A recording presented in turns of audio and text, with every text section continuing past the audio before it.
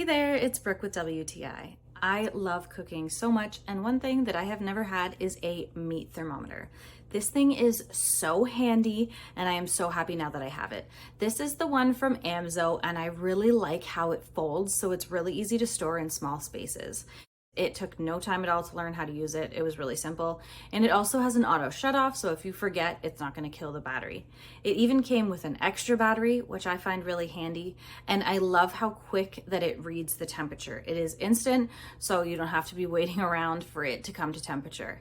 I think that I am going to be able to cook things a lot more confidently now because I have definitely been overcooking them to make sure that they were cooked.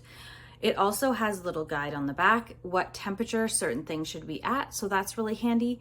And in the little manual, it shows you the perfect temperature for things there as well. If you're in the market for a meat thermometer, I highly recommend this one. It folds for easy storage, and it is instant read and super user-friendly to use. I highly recommend it, and that's my point of view.